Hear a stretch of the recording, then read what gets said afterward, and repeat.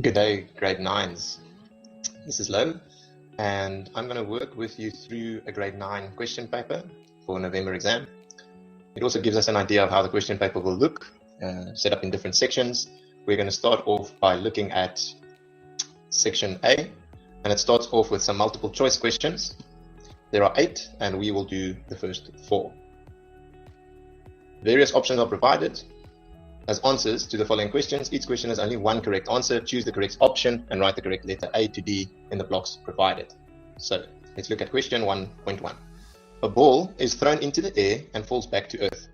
The force that makes it fall is, then we've got 4 options, A, B, C, and D. So we've got a ball that's being thrown up into the air, and then at some stage it falls back down to the ground.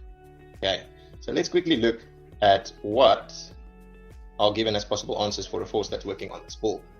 So firstly, we see that they ask us if it's a magnetic force. Now in this question, there are no magnets at work. So I would say not A. Okay. They ask if there's a friction force working on the ball. So the ball's been thrown into the air and there's no surface. It's not lying or rolling on the surface. So there's no friction involved. Okay. Then the ball is falling back down to earth. There's something pulling it towards the earth. This we call gravity. So there's a gravitational force that is pulling the ball towards the earth, and thus our answer for this question needs to be C. Also, just to have a look at question D, or to quickly talk about question D, is that there is no electrostatic force at work, because there is no electricity, there's no electro forces at work here, no ions or positives or negatives, so it cannot be D. Question 1.2. A simple device that opens and closes a circuit is known as. Looking at this question in its entirety, again, I will start with A. They are asking if it is called a cell. We know a cell is something with a positive pole and a negative pole, and it gives power to an electric circuit. So it cannot be a cell. A cell gives power to a circuit. B, they're asking if it can be a switch. So we all know when we turn on a light, we flip the switch and the light goes on. So at some point there was a break in the circuit, and by flipping the switch, all of a sudden electricity flows through the light and we have light in the house. So the answer has to be B. We can also talk about a battery and a rheostat. Rheostat has to do with resistance, so not a switch. And a battery is 2 or more cells, so also it does not close a circuit in how the question is asking it. Let's go down to number 3. Which of the ammeters in the circuit below will have the same reading? So we know that current flows from the battery, actually all the way from the battery down through ammeter A1, and when it comes to the parallel part of the circuit, it actually splits up. So now we have one part of the current flowing through A2, through the first light bulb, and another part of the current is flowing through ammeter A3. So the current splits into pink and blue.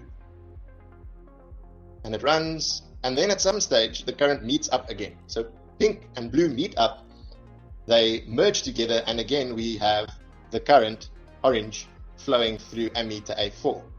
So what's basically happening is we see that the current flowing through A1 from the battery splits, goes through A2 and A3, and then comes together again before it runs through ammeter A4.